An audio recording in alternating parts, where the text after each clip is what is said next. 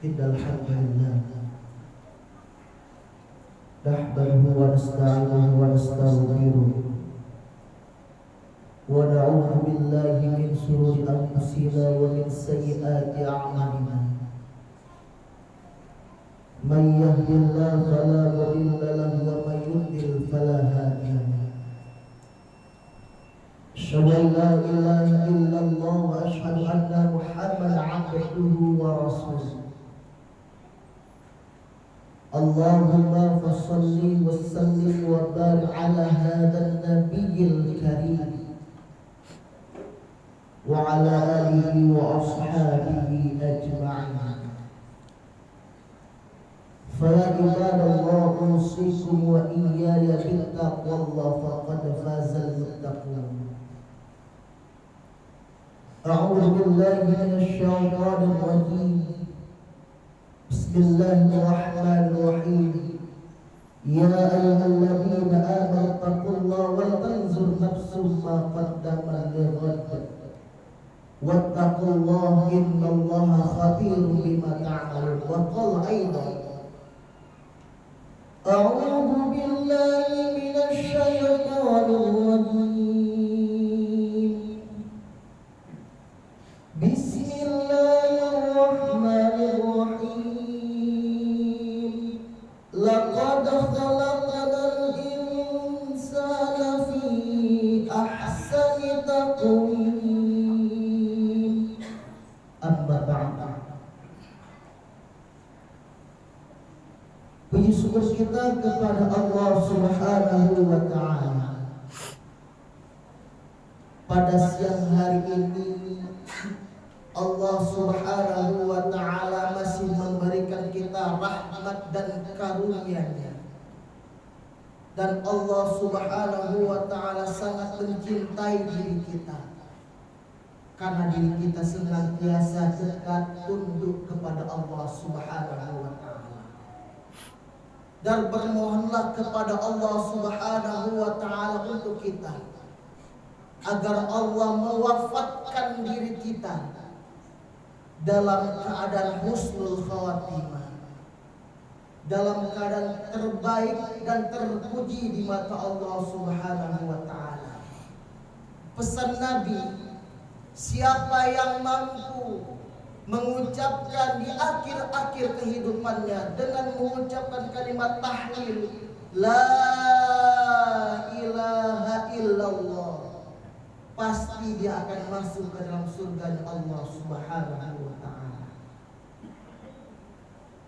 Soal berikan salam kita mohonkan kepada Allah Subhanahu wa ta'ala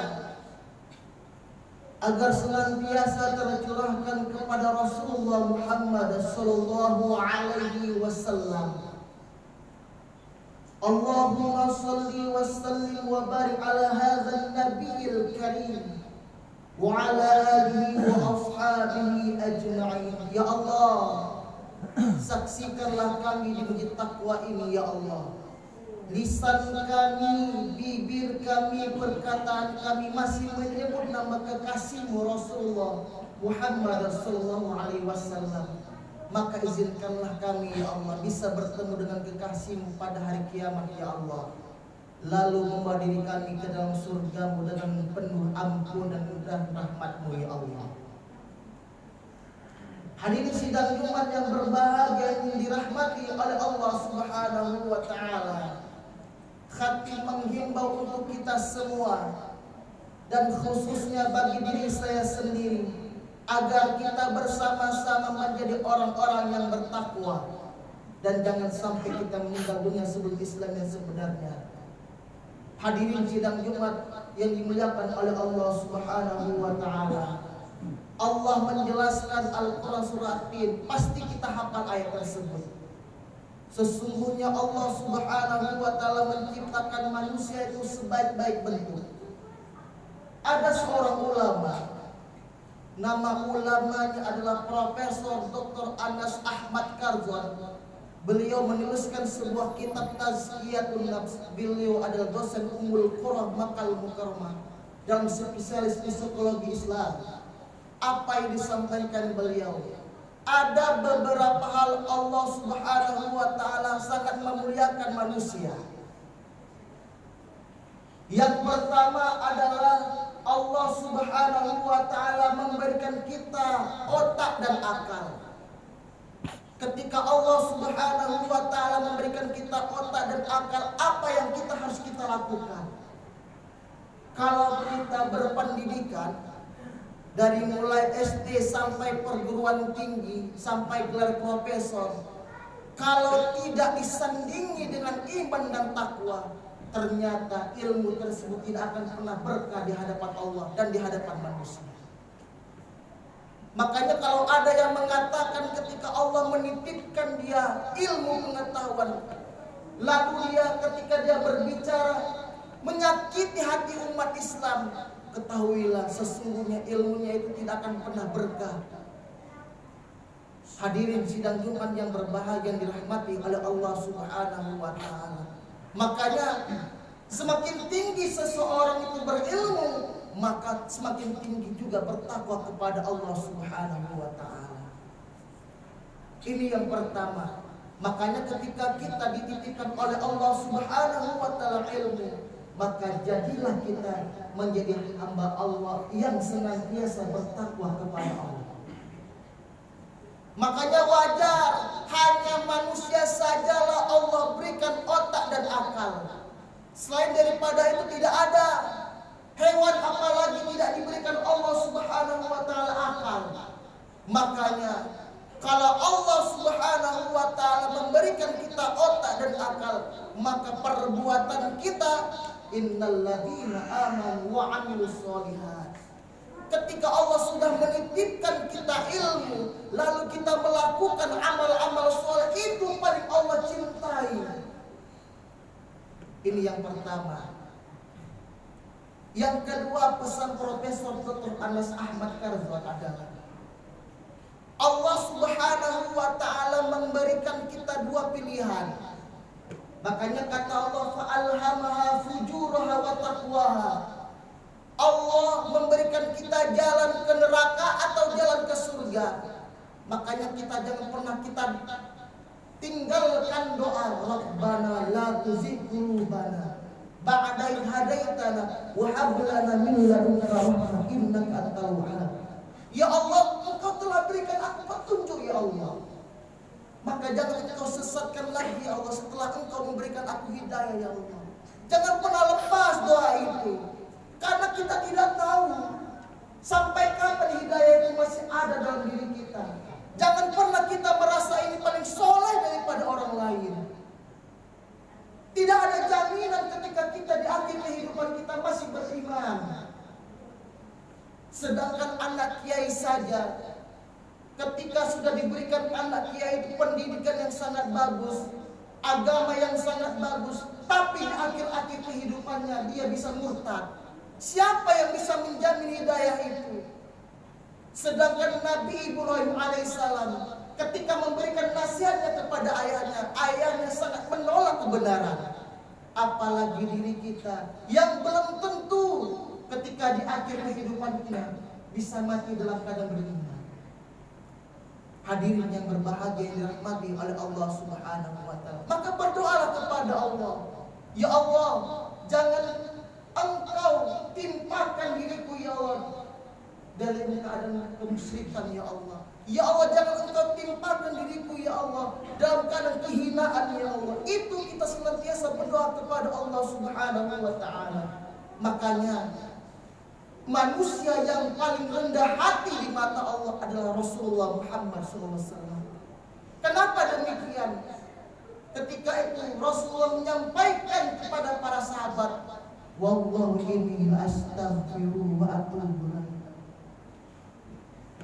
Apa kata Nabi? Demi Allah, sesungguhnya diriku, kata Nabi, aku meminta ampun kepada Allah siang dan malam 70 kali. Dalam hadis yang lain mengatakan Nabi yang sudah dijamin oleh Allah Subhanahu wa ta'ala surganya. Bahkan Allah Subhanahu wa ta'ala tidak menetapkan beliau dihisab langsung masuk surga. masih juga minta ampun kepada Allah 100 kali. Diri kita belum dijamin masuk surga, hisab kita pun belum tentu selamat. Apakah kita malu kepada Allah? Makanya orang rendah hati itu senantiasa merasa dirinya, dia mengatakan, ya Allah, aku masih belajar menjadi orang soleh. Ketika mengatakan baru belajar menjadi orang soleh itu Allah paling cinta. Makanya kata Imam Al-Ghazali, beliau menyampaikan dalam kitabnya Ihya Ulumuddin, salah satu kesombongan manusia adalah merasa dirinya paling soleh daripada orang lain. Hadirin yang berbahagia dirahmati oleh Allah Subhanahu wa Ta'ala. Maka daripada itu, ketika kita beribadah, niatkan, ya Allah, mungkin dosaku terlalu banyak kepadamu, ya Allah. Ya Allah, sesungguhnya amal ibadahku masih jauh daripada kelebihan, ya Allah, kesempurnaan, ya Allah. Makanya kata seorang ulama, Fudail bin Iyad mengatakan, jika ada manusia udah usianya 40 tahun ke atas, lalu dia gak pernah tunduk kepada Allah, gak pernah sholat, gak pernah puasa, gak pernah zikir kepada Allah Subhanahu wa Ta'ala, maka kata beliau, Allah tidak akan pernah memaafkan dosanya di waktu dia muda dan di waktu dia tua. Sebaliknya, kata beliau, kalau ada manusia udah 40 tahun baru sadar diri dia, baru bertaubat kepada Allah, 40 tahun, 50 tahun dia beribadah kepada Allah, maka kata beliau, Allah memaafkan dosanya di waktu dia muda. Makanya Abdullah ibnu Mas'ud, sahabat Rasulullah, berhati-hatilah usia 40 tahun. Kenapa 40 tahun? 40 tahun kata Allah, Al-Quran surah Al-Ahqaf ayat 15 kata Allah, orang umur 40 tahun itu sudah matang dalam pemikirannya. Makanya kata Profesor Philip, beliau adalah ilmu kedokteran, ilmu saraf di Amerika, beliau menyampaikan, ketika beliau meriset otak manusia, umur 40 tahun itu manusia sudah bijaksana dia. Sudah tahu ketika di hidupnya ini untuk apa. Makanya umur 40 tahun itu Allah menitipkan dia jabatan wajar. Karena Nabi pun diangkat menjadi Nabi dan Rasul itu umur 40 tahun. Makanya kalau ada manusia pejabat 40 tahun, wajar dia dapat kehormatan menjadi pejabat. Karena Nabi pun seperti itu. Yang terakhir, apa kata Profesor Dr. Anas Ahmad Karzwan dalam kitabnya Tazkiyatun Nafs? Beliau menyampaikan yang terakhir itu adalah qalbu. Kenapa qalbu? Hanya manusia sajalah Allah berikan hati. Kita contohkan saudara-saudara yang dirahmati oleh Allah Subhanahu wa Ta'ala. Gelas kosong atau botol kosong diisi dengan air mineral, maka harganya 5.000. Botol kosong itu diisi dengan sirup, harganya 20.000. Botol kosong itu diisi dengan madu, bisa harga 100.000. Botol kosong itu diisi dengan air comberan, maka tidak laku. Itulah hati manusia. Semakin dia bertakwa, semakin bersihlah hatinya kepada Allah. Kalau dia semakin bermaksiat kepada Allah, sama artinya dia seperti halnya comberan. Hatinya busuk, dikarenakan dia bermaksiat kepada Allah Subhanahu wa ta'ala. Maka perbaharuilah hati kita ini. Suka kita bermuhasabah diri, ya Allah, usiaku telah panjang ya Allah. Maka ketika Engkau memanjangkan usiaku ya Allah, aku berusaha menjadi hamba-Mu yang bertakwa ya Allah. Seharusnya seperti itu. Jangan sebaliknya, ketika usia panjang dia bermaksiat kepada Allah, Allah pun akan murka terhadap dirinya. Wajar kata Allah, khatamallahu ala qulubihim wa ala sam'ihim wa ala absarihim ghishawatun adzab azim. Ketika usia panjang dia tidak mau beribadah, tidak mau tunduk, tidak mau lakukan amal ibadah kepada Allah, maka Allah mengunci hatinya. Azan pun tidak akan pernah dia dengar, walaupun masjid dan rumahnya bersebelahan. Kenapa? Karena hatinya sudah tertutup oleh Allah. Maka bermohonlah kepada Allah agar hati kita tidak tertutup dari hidayah oleh Allah Subhanahu wa ta'ala. Fa'tabiru ya ulul absar la'allakum turhamun.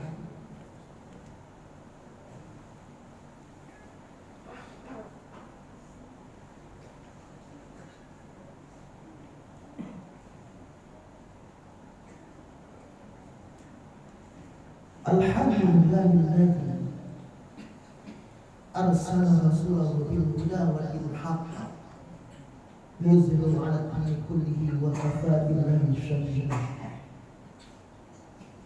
Asyhadu an la ilaha illallah wa asyhadu anna Muhammadan 'abduhu wa rasuluh. Allahumma shalli wa sallim wa barik 'ala hadzal nabiyyil karim wa ala alihi wa ashabihi ajma'in. Fa ya ibadallah,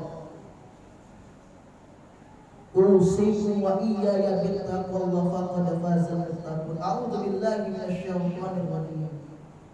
Bismillahirrahmanirrahim. Ya ayyuhalladzina amanu taqullaha wal tanzur nafsum ma qaddamat lighad wattaqullaha innallaha khabirun bima ta'malun. Hadirin sidang Jumat yang berbahagia yang dirahmati oleh Allah Subhanahu wa ta'ala, mengingatkan kita, kapan lagi kita mau beribadah? Hanya di dunia inilah kita melakukan amal soleh. Makanya seorang ulama Ibnu Zawji menjelaskan, bersungguh-sungguhlah dalam melakukan amal soleh di dunia ini. Walaupun dalam keadaan lelah kita beribadah, tapi yakinlah di akhirat kelak itu hanya mendapatkan pembalasan apa yang kita lakukan selama hidup di dunia, dan kita istirahat abadi di surga. Pertanyaan dalam diri kita adalah, maukah diri kita istirahat di dunia atau sengsara di akhirat? Atau malahan kita berlelah-lelah melakukan amal soleh di dunia, tetapi istirahatnya di akhirat? Itu pertanyaannya ada jawabannya untuk diri kita sendiri. Innallaha wa malaikatahu yusholluna 'alan nabi ya ayyuhalladzina amanu shallu wa sallimu taslima. Allahumma ighfir lil muslimina wal muslimat wal mu'minina wal mu'minat al-ahya'i minhum wal amwat innaka sami'un qaribun mujibud da'wat wa yaqadil hajat. Rabbana zalamna anfusana wa in lam taghfir lana wa tarhamna lanakunanna minal khasirin. Rabbana la tuzigh qulubana ba'da idh hadaytana wa hab lana min ladunka rahmah innaka antal wahhab. Rabbana atina fid dunya hasanah wa fil akhirati hasanah wa qina 'adzabannar. Walhamdulillahi rabbil alamin. Aqimus shalah.